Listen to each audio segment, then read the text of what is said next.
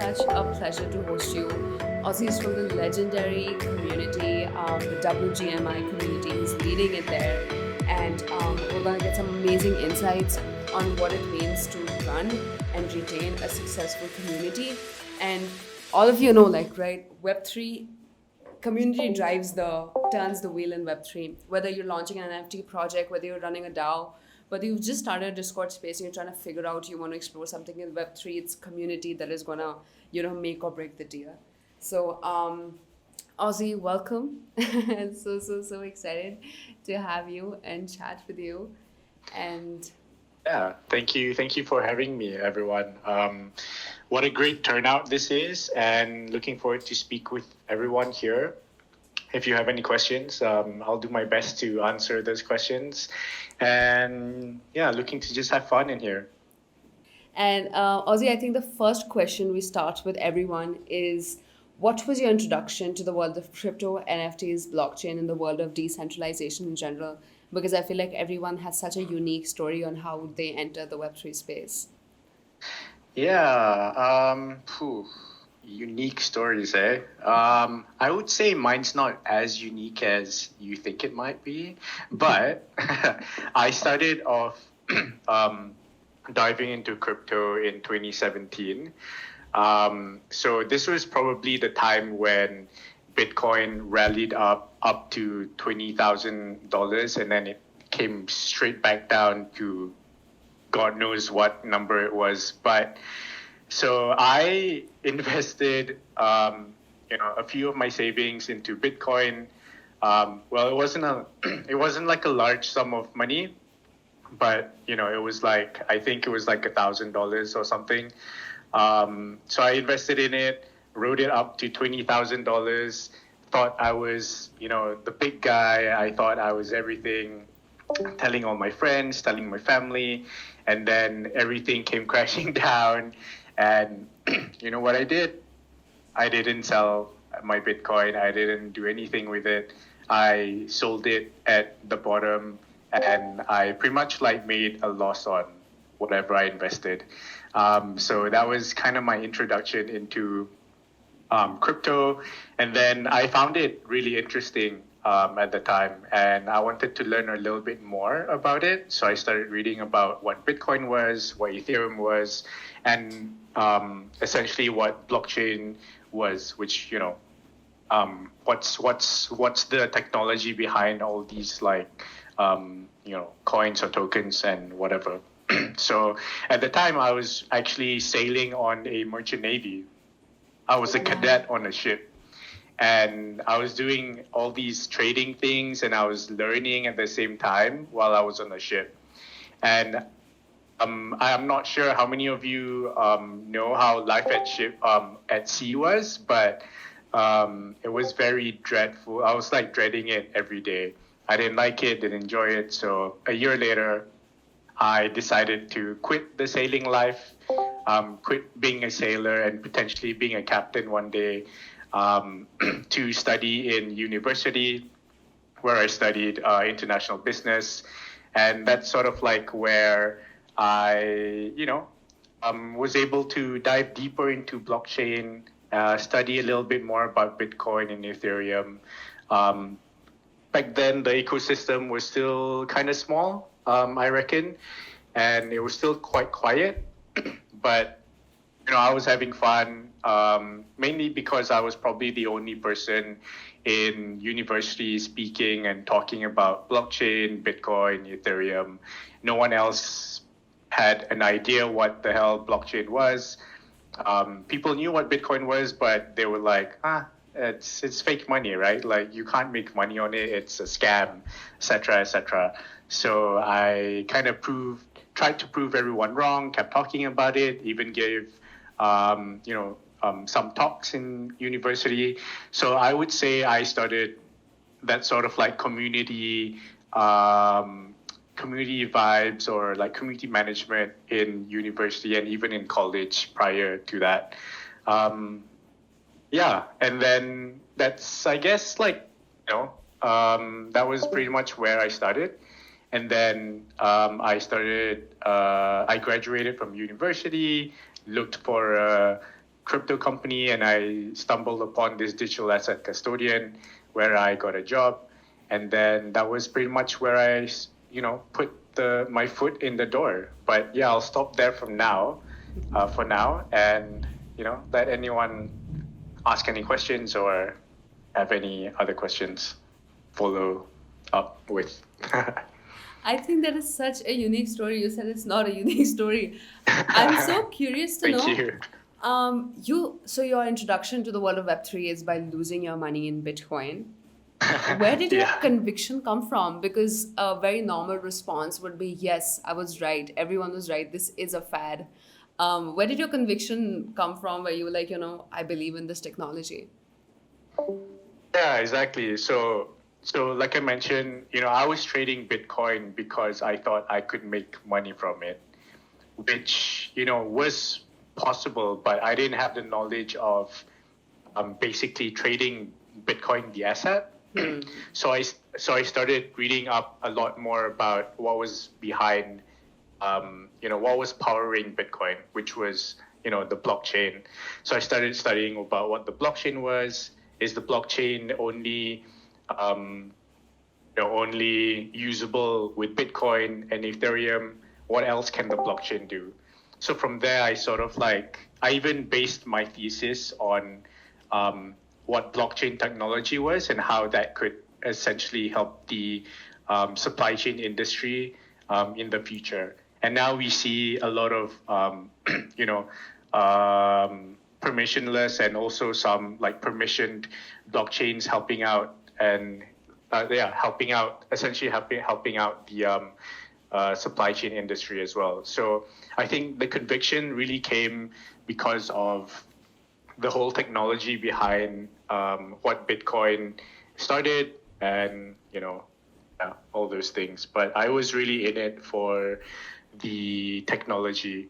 I mean, whether you believe it or not, I was really in it for the technology. So, yeah.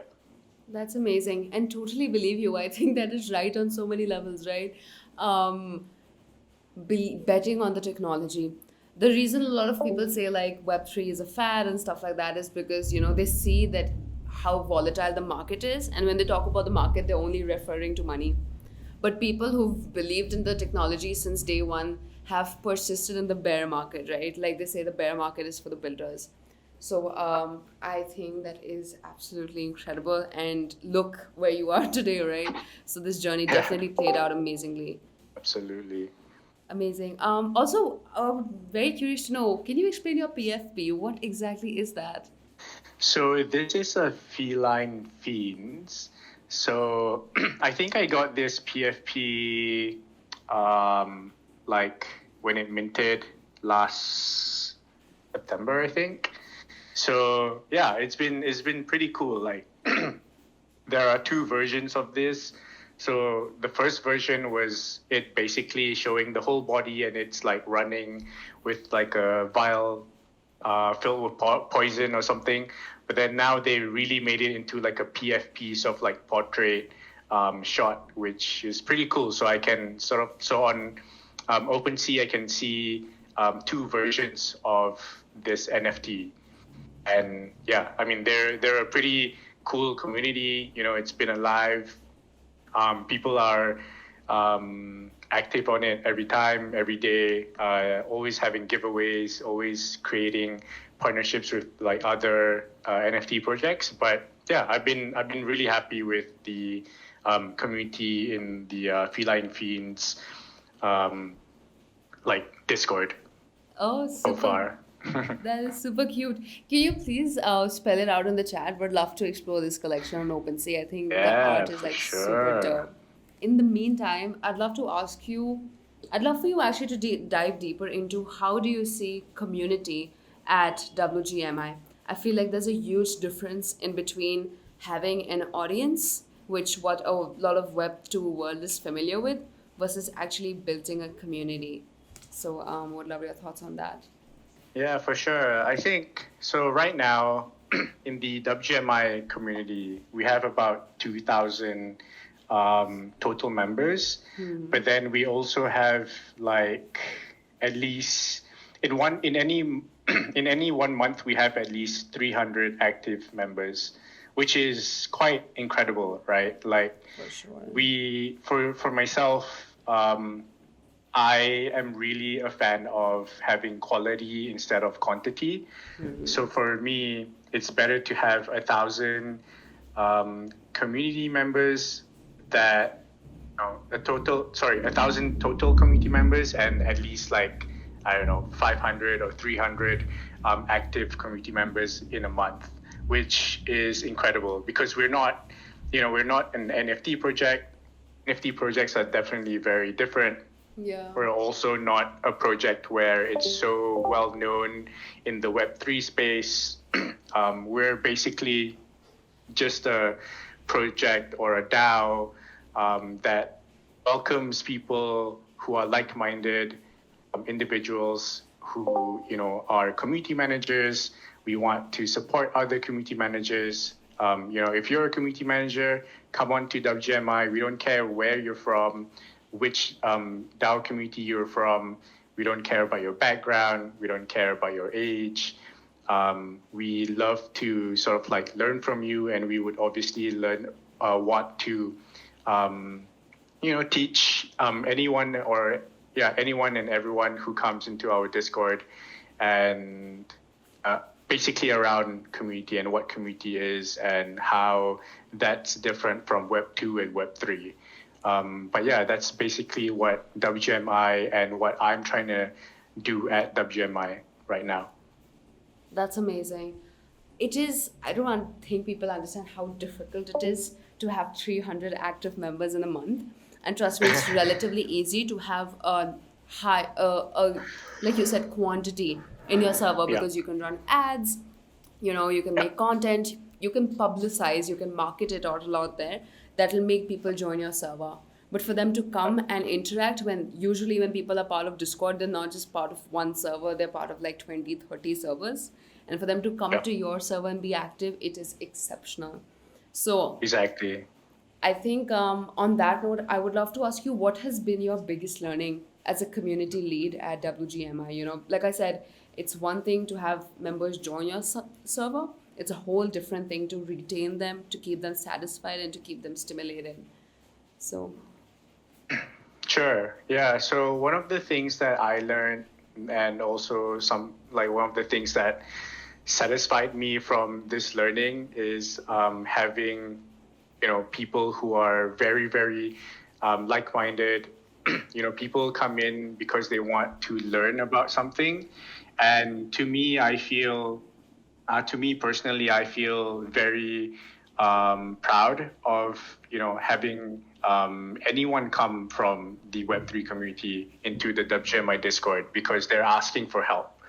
And when people ask for help, I've seen many Discords where people are asking for help, but then, it could be their own community members, or it could even be the community moderators that essentially push them away because that question might come off as like a stupid question, or like, hey, you can find this here, like, why are you asking us, right?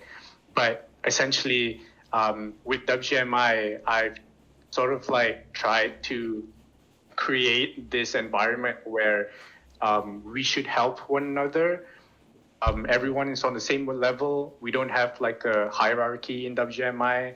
We're all on the same level. We need to be friendly to one another.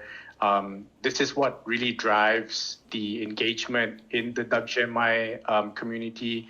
If you come into the WGMI Discord and you ask, in the general chat, like, hey, I'm going through some issues with my community. Does anyone have any solutions that I could do that have like been proven that works? And usually it would be me, but then most of the times there will be more experienced community managers than I am, or even like, there could be even other community managers who have experienced the same thing and they've actually grown their communities. They could share their stories with everyone else as well. Like they're more than happy to share their stories and their experiences with you and also to like share the tools that they've used, things like how they've used it, and essentially they're open to going on like a one-on-one call with you as well. So that's the sort of like community I look forward to every day. And like, thank God that community is like WGMI. And I'm proud to say that I've worked with the core team of WGMI to essentially help create that environment within our own community. And I think that would also help to resonate and help other communities build better and stronger communities as well. That's absolutely amazing. I think, of course, without a doubt, your mission and vision is amazing. To let people know that everyone's on the same level, that there's no hierarchy, and to be friendly, help each other out. That's essentially what a community is, where your people are almost thriving off of each other's experiences. And when you have such a niche community of community managers in Web3, I think people's expertise is almost exceptional and very, very hard to find. Those are the things you can only get in real time feedback. You can't Google those things, because those answers are not there. So I think it's incredibly valuable that people can connect one on one in your community. I want to ask, how did you build that in your members? It's one thing for you to have that vision and mission that this is how I want my community to be. But like you said, you have experienced community managers hopping on and helping other people. How were you able to create that environment tangibly in a Discord server? It's very different. Yeah, for sure.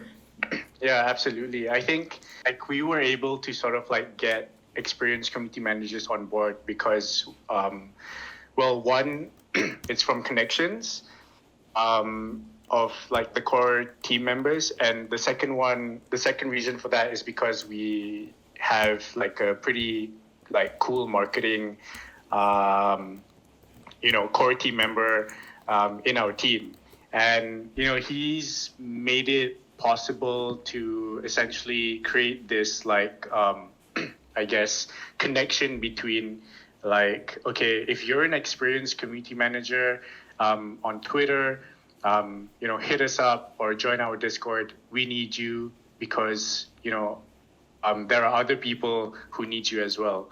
So these are like experienced community managers, even community managers who are sort of like transitioning from Web 2 to Web 3.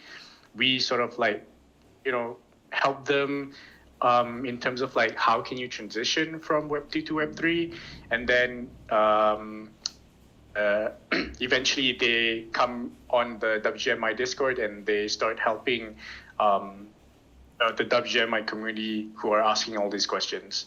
So I wouldn't say I really helped drive that experience of community managers to come into the Discord, but I would say because of how the WGMI Discord is so, I would say like happy-go-lucky sort of like environment. Everyone's having fun. Everyone's like having fun communicating and engaging with one another. It really builds the rapport of like, WGMI should be the community where all community managers should like join. Yeah. That's awesome. So you guys did like flat out outreaches, telling people that we need you and others need you to, reaching out for help. That's amazing. Exactly. You made these people enter in your server, but I'd love to ask you, like, how did you end up retaining them? Because people might come and join your server, but if you're a new community, there might be not a lot of questions. How did you make these people feel, if you made them feel special or heroes for coming in? Because these were the people who were driving that change. These were the people who were taking those liberties to ask those questions. And smart people like to feel smart, right? They want to feel like, I'm actually helping or I'm actually doing something. So did you guys do anything special to facilitate, to take care of this specialized group? I don't think we did anything special that was, out of the ordinary or that was like super extraordinary. But I can tell you that, we're a bunch of community managers and we have experience. Some of us have experience of up to like 5 years, even 10 years. Not in Web 3, but obviously from Web 2 to Web 3. Collectively, we have some individuals who have like 10 years of experience. And obviously, I've learned from those people in the WGMI community as well. So I didn't magically, gain all these experiences in Web3 from, doing my own thing. I obviously had mentors. I learned from other people. But yeah, so I think one of the things that helped retain, a lot of people coming into the WGMI Discord or community is that, we're very open to communicating. Like I'm on the Discord maybe, I don't know, 16 hours a week. 16 hours a day. Yeah. Like even though I don't have to be, but I feel like I want to be, I need to be, because this is sort of like my family. WGMI is my family. I Yeah. can't just leave them hanging. If I see a question like on my notification on my phone, I I feel bad if I just like put my phone away and then like leave it. But it's like it's kind of like a community manager's instinct where, oh my God, like I feel really bad. Like I really need to, reply this person. Like I know the answers to this question. I want to help this person, but, I'm really, doing something else that, needs my attention right now.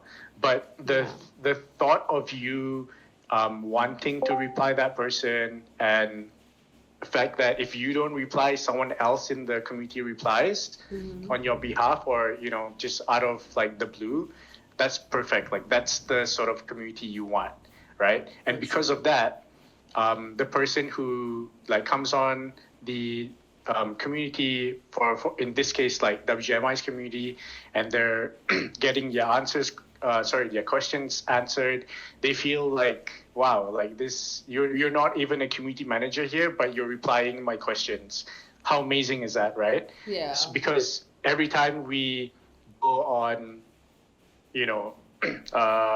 certain like DAO communities, you only get questions answered from, community mods, community managers in that community. You don't really have that member-to-member engagement. You don't have much of the member-to-member communication.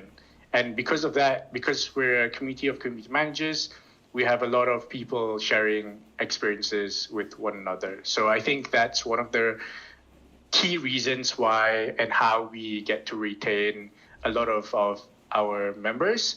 And obviously, I'm not saying that we're perfect. We obviously have some drop-offs of like members who come in after a week, and then they, they're not really keen on learning what WGMI is, and then they leave the community. But that's all part of the game, right? That's all part of Web3. Yeah. If you're not interested in one community, then it's better off you're not like wasting time in that community at all. So yeah. For sure. Truly, it's amazing how much you guys care, and it reflects in the vibe of your community, right? Operating thoughtfully, operating with consideration, operating from a place like helping each other. Amazing. But I know managing such a big community also has its own challenges. So what would you say have been some of the current pain points you felt in managing the community at WGMI? Yeah, for sure. So I think one of the pain points is obviously, within our community, we have different guilds, but there are some times when, we have calls as well, and not everyone from the guild itself is able to join the calls. So, we do like to do, our work or our task asynchronously. So doing like async things, doing it, written instead of like discussing it. But then it's also good to sort of like have discussions, via calls, just to sort of like have that understanding between each other and have that weekly sort of like sense of belonging with each other. And, I think the pain point there is that I really want to do my best to speak to each and every individual community member that comes on board, but there came a point where we were getting too many. I don't want to say too many, but we were getting like a lot of people onboarding to our community at one time, and it was very, very difficult for myself, especially just to get on a call with them every day. And it came to a point where I was going on like 12 calls per day to like onboard everyone. So My gosh. I think so one of the things that we did to resolve that was every 2 weeks now we hold onboarding calls. So basically on the onboarding calls, what we do is we walk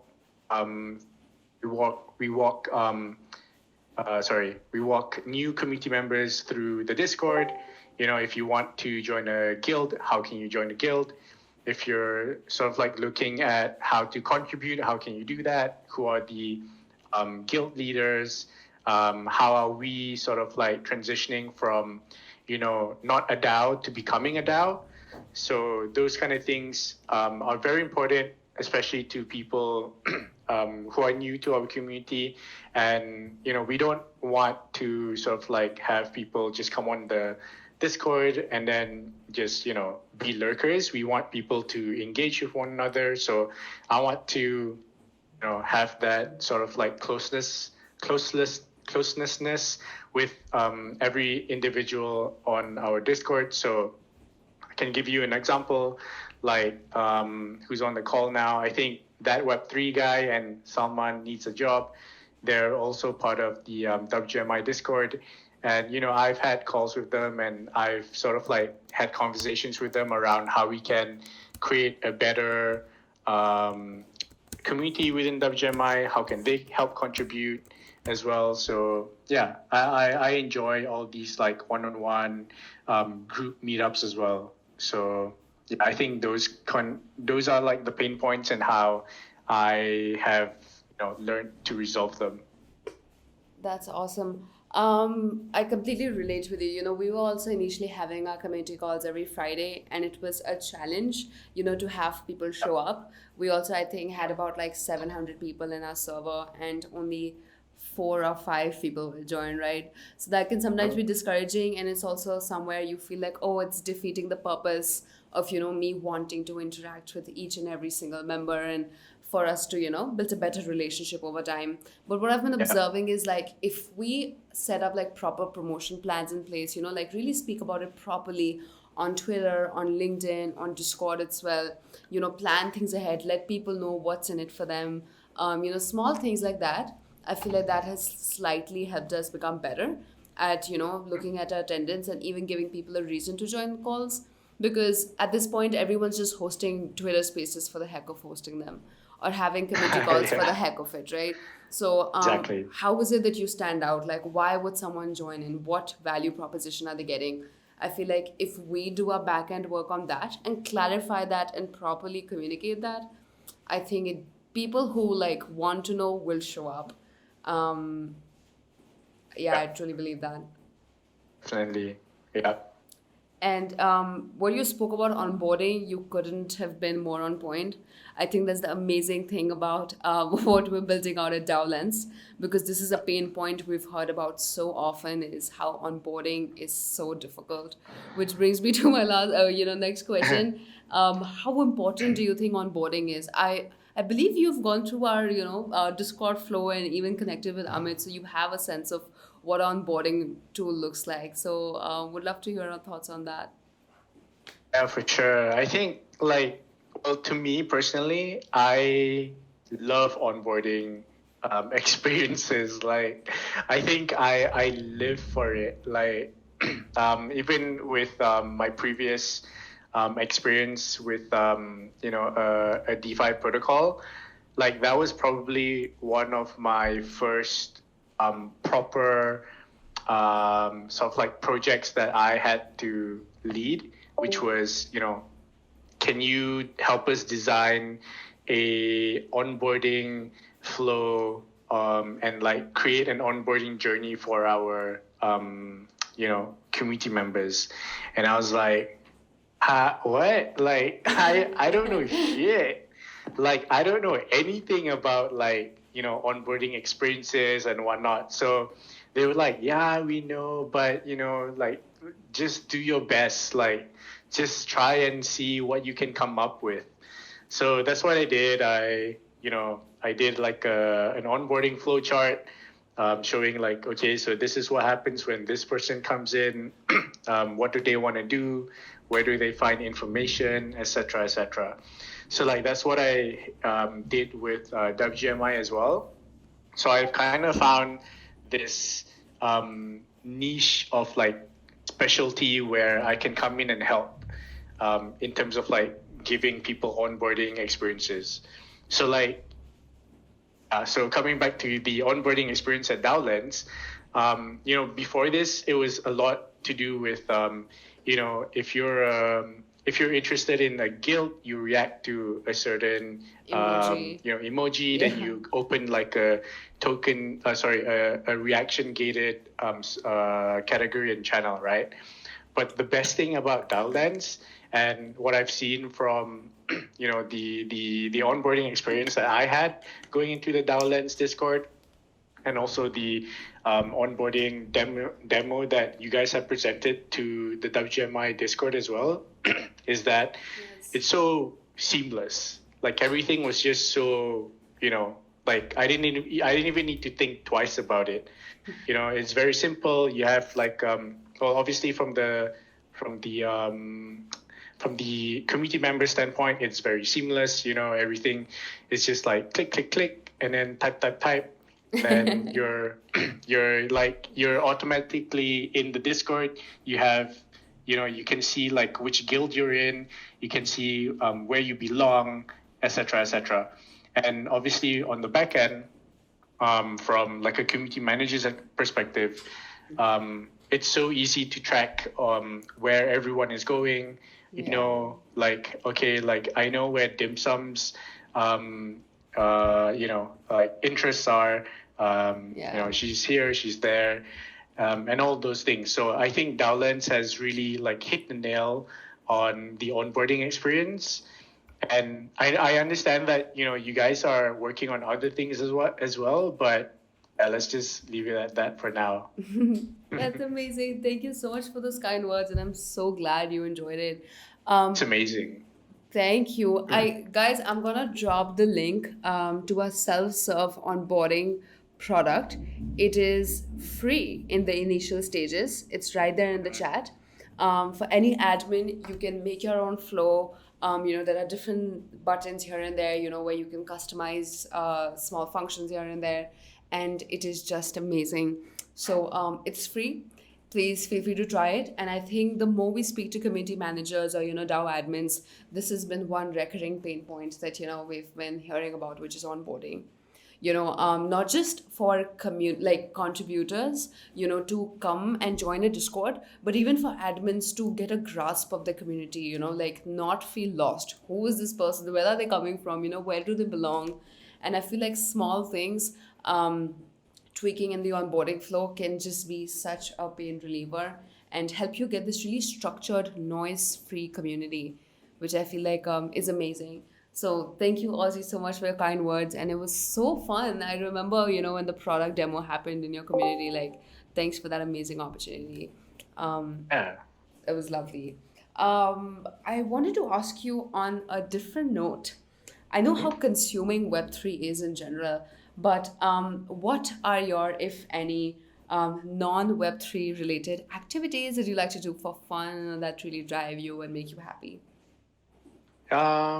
Yeah, I think, I've been so consumed in Web3 that I never really sat down and like think about the other things that I enjoy doing.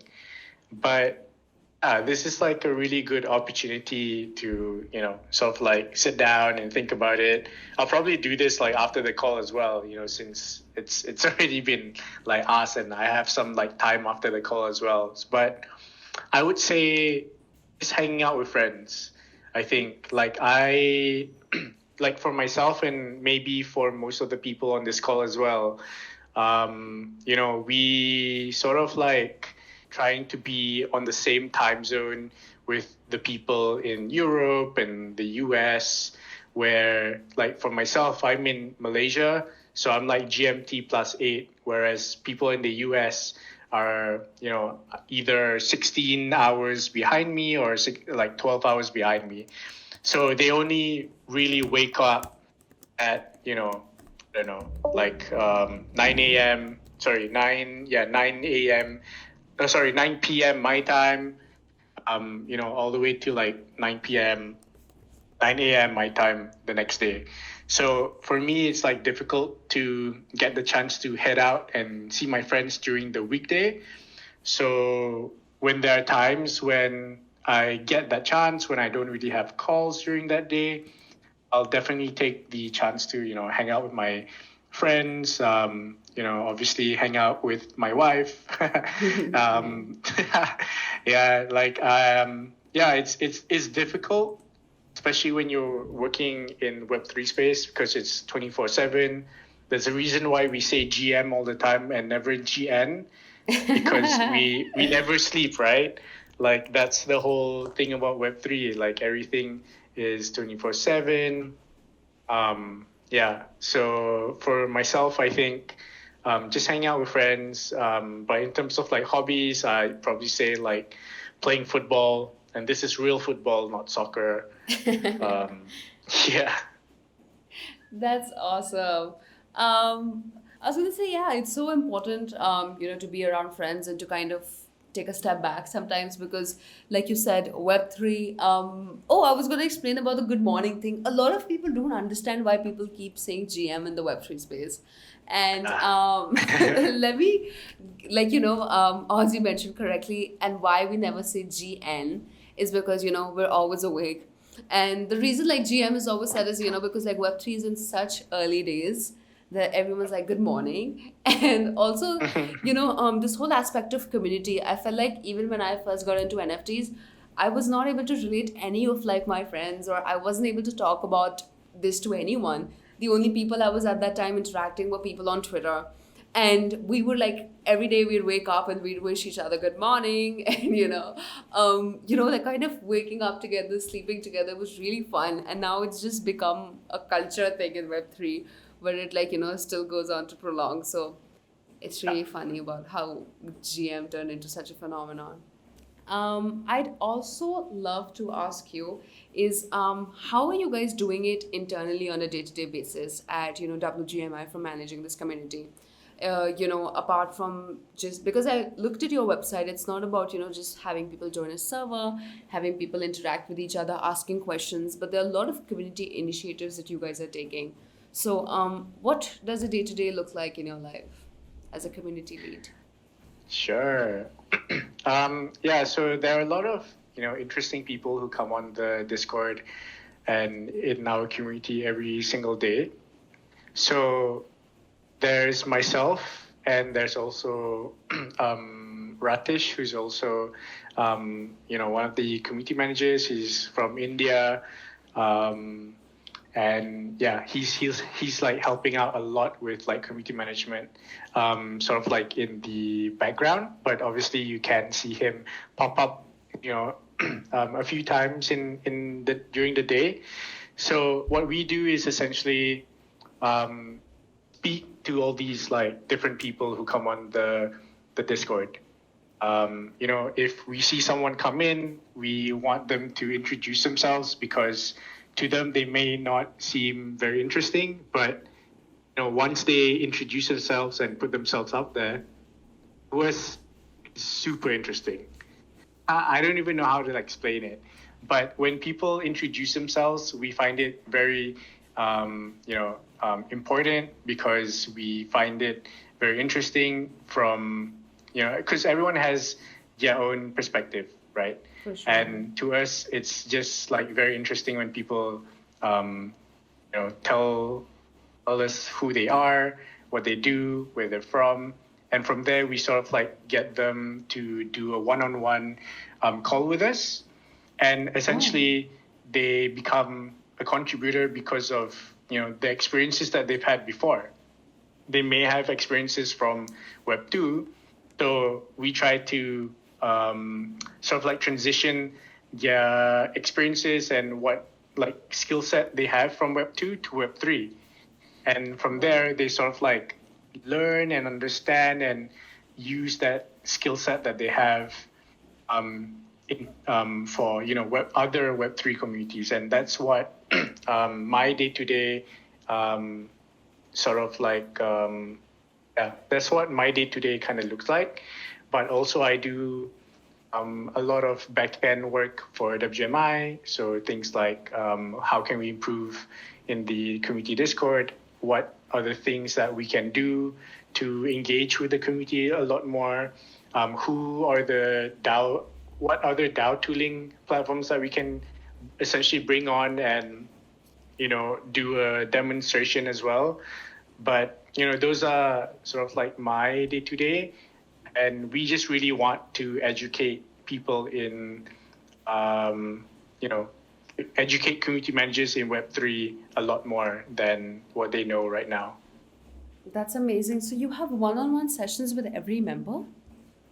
That's what we try to do. It's like I mentioned, if you introduce yourself and we sort of like get a conversation going, and we feel that let's take this to a more like a better place where we can like bounce ideas from on, then let's get on a one-on-one call. And I would say I get on at least 5 one-on-one calls like every week with different community members. That is insane, and that is such a hustle. My gosh. It is, yeah. Wow. So, guys, if you think about it, they have about like 2,000 members, and that's insane. Even if you've got on a call with like, I don't know, 20-30% of the members, which I'm sure you have, that's an astounding amount of hours put into this space just to get to know people one on one, and it's commendable. So amazing, right? People forget, right? When people are looking at these server numbers, they just look at people as numbers, but they don't think about the fact is that that's a human being, that's a life. They have their own ideas, their own questions, their own concerns, their own suggestions, and the fact that you're putting all this effort in like one-on-one relationship, I think I do understand the secret of your community, surviving to each other because you care so much, like they care back. Absolutely. I love that. Yeah, and like just to add on, so I sort of like I didn't create this process. Like the process was already created when I joined WGMI, and that's sort of like why I am still in the WGMI Discord or the WGMI community, because the WGMI founder Matt, right? He so when I joined the Discord, he went on a call with me, and I was like, why is this guy on a like wanting to come on a call with me? Like, isn't he the founder of Yes. WGMI? Like, why am I so important to him that he has to come on a call with me, right? Yeah. So the reason why he did that was to get on that one-on-one call with me, and just to make me just to see if we could vibe together, etc., etc. And that kind of made me feel at home, and I felt very important at that time. It's because we went on a one-on-one call, and there's like thousands of people on the WGMI Discord, right? So I'm not even sure if he like went on like so many calls, blah blah blah. But I sort of like took that learning, that experience that I had, and sort of like followed through with that, because I went through that experience and I stayed because I went on that one-on-one call with him. That's how I want everyone else to feel when they come on a one-on-one call with me, so that they would stay in the WGMI Discord. They would stay in the community. If they have any issues with their communities, they could essentially come up to me and to anyone on the WGMI Discord and ask like for help. That's what WGMI is really about.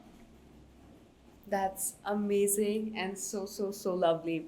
There's this very famous book called How to Win Friends and Influence People. And one of the biggest pointers that book spoke about is how to have influence over people is by making them feel important. The fact that guys hopped on these one-on-one sessions, how you spoke about, that's how you made them feel at home, that's how you made them feel special, that's how you made them feel important. Now you do have an influence over them where you do see 300 active members in a month. Amazing, very Yeah. grassroots level of work which goes unseen on a day-to-day basis, but is reflecting beautifully. Props to you guys for doing such an amazing job and setting a standard of what a Web3 community looks like. Absolutely. Thank you very much for those kind words. Of course. A very interesting question I want to ask you is, you've built, like you said, you believe in quality over quantity. So what are your thoughts on gatekeeping a community? Who? Yeah, I think, I think um, gatekeeping a community, the whole community, and making it exclusive can be good, but it can also be bad if you completely gatekeep a community, because there are people who can essentially become very, very good contributors in the long term, but you just don't know that yet if you don't let them inside the community, right? So I do believe gatekeeping a community can be good, but at the same time there should be like at least some sort of like channel where you can get people to contribute to engage with the people who are within the exclusive community, etc., etc. And like I just like it's like hot and cold with me. Like as long as you have Yeah. a public channel where everyone can sort of like engage with one another, then sure, you can have like a gated like community, gated DAO. But I feel like to really build a strong community, you do need that sort of like it's like being North Korea and like not allowing people to come in or go out, anytime they please. So Right, for sure. obviously for us, if we're like tourists, we want to go into North Korea to like, like, hey, I just want to check it out. But, for some reason you're not allowed to. Yeah. So there's obviously sometimes there's like the cons in that is that, you may not get any innovations. You may not be able to grow your community in the way that it should be grown, and all those things. But yeah, I believe that there might be a bit more cons than pros if you have like a gated community. Makes sense. And thank you so much for sharing that answer. I'd love to dive into community questions because I feel like we've already taken so much of your time where there's just so much to learn from you. But before I ask my last question, let's dive into community questions. So Keith asks, where do you see the community role going in the Web3 space and even in Web2 broadly? Community roles have been very new in this space, and just curious to know what the future looks like for folks working in community roles. Yeah, I think that's a great question. Like, we all know that, community management or community managers have been around since, probably even the dawn of time. Like, just in, Web2 companies, Web2 spaces as well. But they're probably known more as like event managers. But the thing about, like, where do I see the community role? going in Web3 is that I think it's going to grow even bigger. As more communities grow in Web3, as more DAOs come up, as more NFT projects and other DeFi projects and protocols come up in Web3, definitely need community managers. And in any community, there's not only one community manager. You need like a head of community, senior community manager, community mods, and that's already like 5 positions taken up, right? So I feel like the community role in Web3 is going to grow. I don't think I might be biased because I'm in WGMI, we're a community of community managers, but I do feel that this is the truth. If not, then why am I in WGMI? Why was WGMI even created if we didn't foresee this this sort of like opportunity come up, right? But yeah, I think in terms of like Web 2, I think the community manager role in Web 2 would still be there, but I would also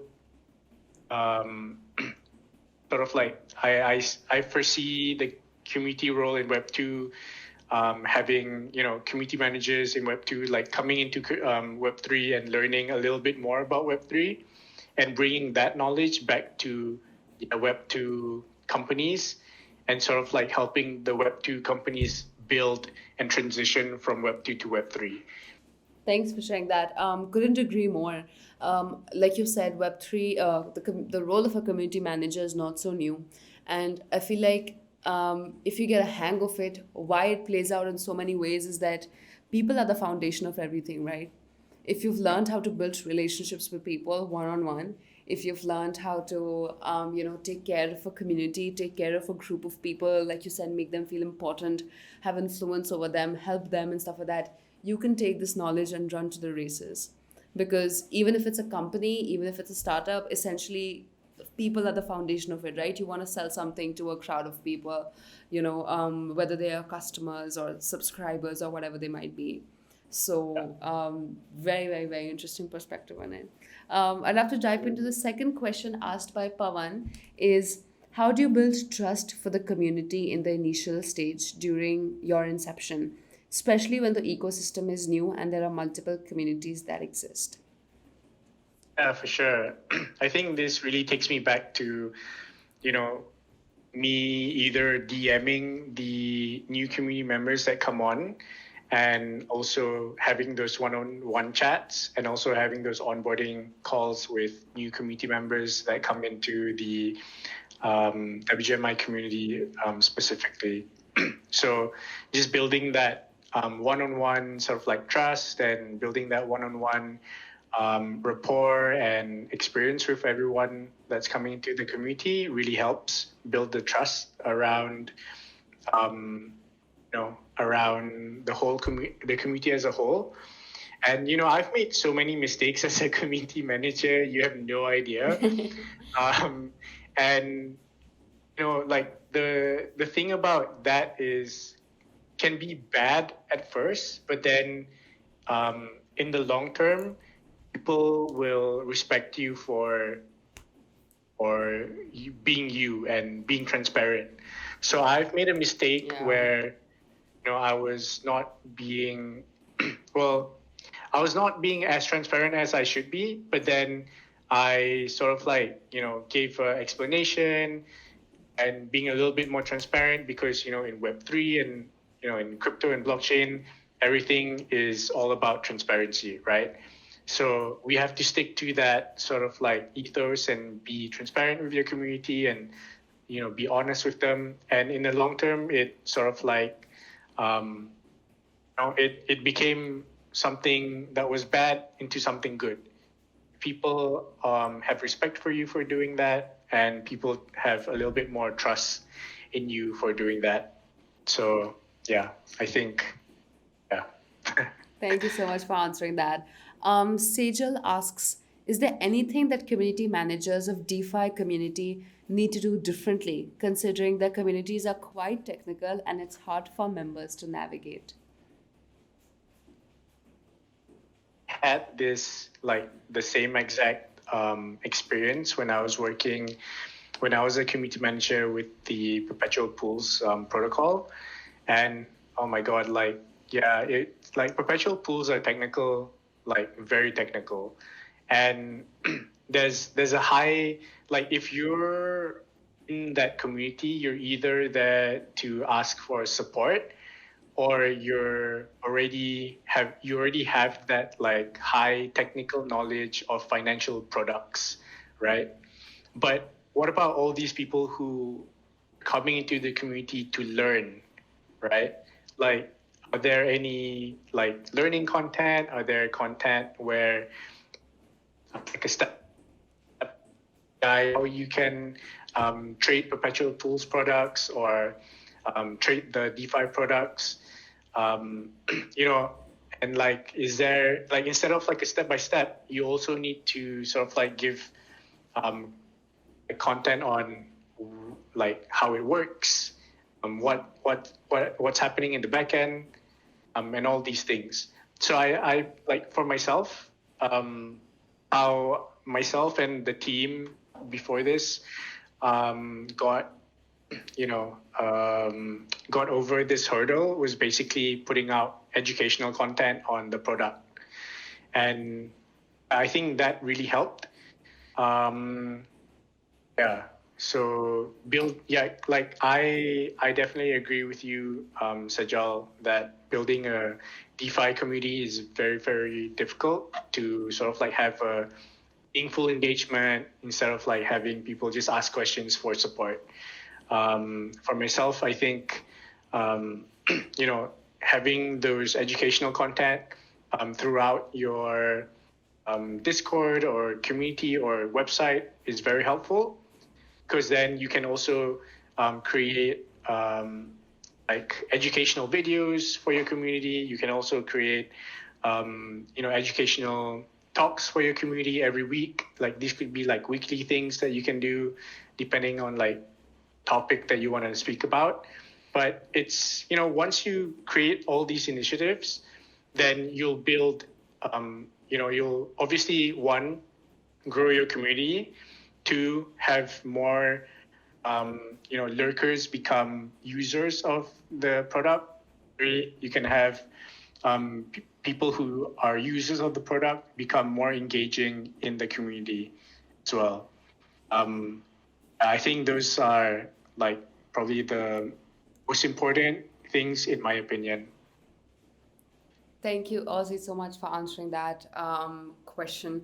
I feel like definitely different communities have a very different set of challenges, that one needs to navigate Yeah. from. Yeah. So it's amazing that you have had experience in DeFi, and thanks so much for answering that question. And on the last note, I just love to ask you is this session is about celebrating DAO operators, right? And you sharing your phenomenal journey and story with us. I think we'd love to get to know you better and understand better if there is one piece of advice that you live by, some philosophy that you live by that you'd like to share with the audience. Would be lovely to hear. Yeah, for sure. I think as a community manager, especially in this space, you gotta have thick skin, but you also have to have patience. I think being patient is probably one of the most important things, or probably like important skills as a community manager. I know a lot of employers might be like,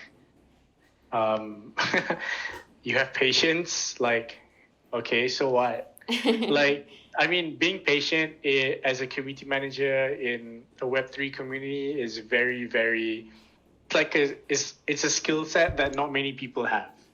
Like, I've been in communities where, people are just asking questions and bombarding the community manager, and it came to a point where, they're just like go find it yourself. Yeah. And I was shocked. I was like, what? Are you serious? You're not going to help me?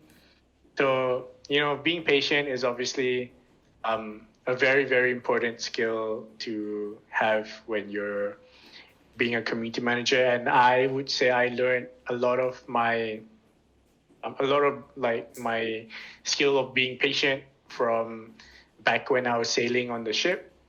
Obviously, I was getting a lot of shit from the captain of the ship, so that's sort of like where I built my patience. And I definitely took that over to Web3, and I was able to use that to my advantage. But yeah, I would say the best advice is be patient, and I think good things will happen to people who are patient in the long term.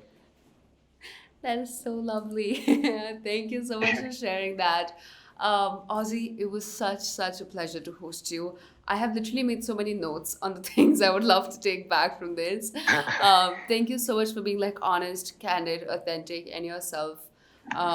Thank you for sharing your story. Thank you for giving your time. It was so amazing to know you. And thanks, Ozzy, so much. No worries. Like I had a great time speaking with you and just being present at it's amazing. And hopefully we can do this again in the future. But yeah, thank you so much for the opportunity.